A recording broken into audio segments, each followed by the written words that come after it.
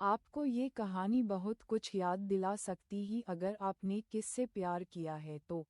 इस love story. Rohit एक factory में काम करता था और फैक्ट्री उसके गांव के पास थी, तो सब लोग बाहर जाते और 8 बजे से शाम 4 बजे तक काम करते। रोहित के पास पैसा नहीं था और इसलिए वो काम किया करता था, और इसके लिए रोहित के माता पिता भी रोहित का साथ देते थे। Emotional short love story. क्योंकि रोहित के माता पिता के पास इतना पैसा नहीं था कि वो उसे पढ़ाई करवा सके, और दूसरी बात ये थी कि वो रोहित के सगे माँ बाप नहीं था, और इसलिए उन लोगों ने रोहित को पढ़ाया ही नहीं और उसे बचपन से ही काम करने के लिए भेजने लगे थे। और फिर रोहित भी क्या करता, 2 वक्त की रोटी के लिए उसको कम करना ही पड़ा। और फिर भी रोहित अपने माँ बाप को बहुत प्यार करता था और अभी भी करता है। और कुछ समय के बाद वो फैक्ट्री बंद हो गई और अब सबका काम बंद हो गया। लोग परेशान होने लगे और कोई कुछ नहीं कर सकता था, क्योंकि जो फैक्ट्री थी उसने 5 साल का ऑर्डर था और अब वो पूरा हो गया था, इसलिए फैक्ट्री दूसरे जगह जाने वाली थी और अब जिसको भी काम करना है उसे फैक्ट्री के साथ ही जाना पड़ेगा। लेकिन रोहित के पास दूसरा कोई चारा नहीं था, इसलिए रोहित ने अपने माँ बाप से पूछा, तो रोहित की माँ बोली कहीं भी चला जा, पर पैसे समय से भेजते रहना। और रोहित ने हाँ बोल दिया और चला गया, और फिर कुछ दिनों तक उस फैक्ट्री की लगाने में समय लगा, जिसका रोहित को महीने का पैसा दिया जाएगा। और फिर करीब 3 महीने तक फैक्ट्री लगती रही और अब फैक्ट्री बनने रेडी हो गई थी, लेकिन बाहर रहने के लिए रूम नहीं थे, तो लड़के कहा जाते इस लिए फैक्ट्री मालिक ने पास के गांव में कुछ मकान जो खाली पड़े थे उनको ही खरीद लिया, और अब से सब लड़के बाहर रहने लगे। रोहित के मकान के सामने जहां रोहित रहता था, बाहर ठीक उसके सामने एक कुआं था जिससे सब पानी लेने जाते, और रोहित को भी वहीं से पानी भरना पड़ेगा, क्योंकि और कोई साधन नहीं था उस गांव में।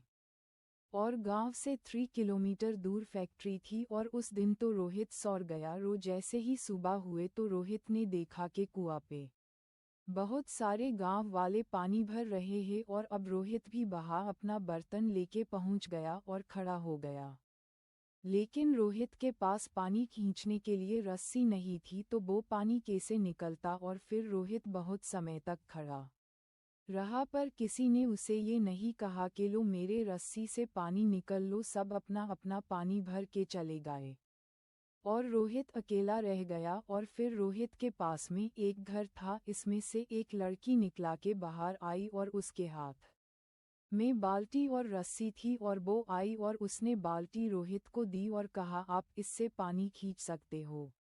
और रोहित ने बाल्टी ले ली, पर उसे तो कुआं से पानी खींचना ही नहीं आता था। और फिर रोहित उस लड़की से बोला आप एक मिनट सुनिए, आपका नाम क्या है। और फिर वो लड़की बोली मुझे प्यार से मेरी माँ मोहनी बुलाती है। और फिर रोहित बोला मोहानी जी मुझे तो पानी निकलना नहीं आता कुआं से, कहीं मैं इसमें गिर न जाऊँ, एक बार आप हमें बताएं फिर हम निकाल लेंगे। और फिर मोहानी ने पानी खींच दिया और कहा अब आप कल निकाल लेना, और अगर आपके पास बाल्टी और रस्सी नहीं है तो आप हमारे घर से ले सकते हैं, मम्मी बाहर रूम में मिल जाएगी। रोहित ने हाँ बोला और पानी लेके चला आया और फिर नहा के फैक्ट्री चला आया। और फिर कुछ समय तक तो रोहित ने मोहानी के बाल्टी से ही पानी भरा, और फिर रोहित ने दिमाग लगा और फिर रोहित फैक्ट्री से एक पुरानी पानी वाली मोटर लाया, जिसको रोहित ने कुआं में डाल दिया और अपने घर पे सीधा पाइप ले गया। और अब रोहित सीधा मोटर को चालू करता और पानी निकल लेता, और फिर रोहित रोज मोहानी का पानी भी अपने मोटर से भर देता था। और एक दिन फिर मोहानी अपने छत पे बैठी थी, और अचानक रोहित अपने छत पे आया और रोहित ने मोहानी को देख लिया। और फिर रोहित मन में सोचने लगा साला अभी तक मैं छत पे क्यों नहीं आया, मोहानी का भी घर पास में है, वो तो रोज छत पे आती होगी, इस बहाने उसे वेट करने का समय तो मिल जाए। और फिर रोहित मोहानी से बोला सुनो क्या आप रोज छत पे आते हो। मोहानी बोली नहीं, बस कभी कभी मन कर जाता तो आ जाते, वरना नहीं। और फिर रोहित इतना बोल के वहीं बैठ गया और मोहानी अंदर चली गई। और फिर रोहित मन ही मन सोच रहा था कि अगर ये लड़की के दिल में हमारे लिए कुछ होगा तो आज से ये रोज छत पर बैठने आएगी। और फिर दूसरे दिन रोहित छत पे आया तो फिर से मोहानी बैठी मिली और अब मोहानी रोहित से बात करने का मन बना ही रही थी कि उसके माँ की आवाज आया और फिर मोहानी रोहित से कुछ बोल ही नहीं पाई और नीचे चली गई। और इसके बाद रोहित ने बहुत समय तक उसका इंतजार किया मगर वो नहीं आई और फिर रोहित भी नीचे आया और खाना खा के सो गया।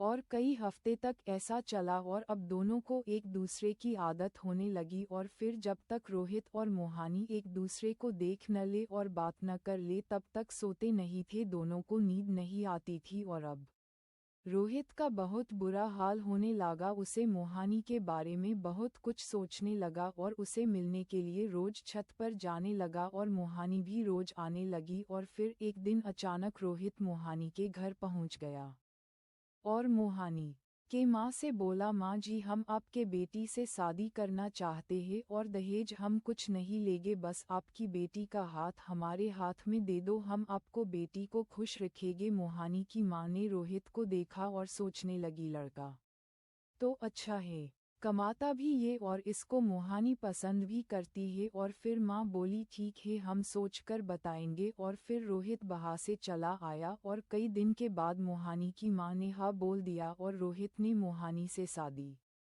कर ली और अब दोनों उस घर में ही रहने लगे।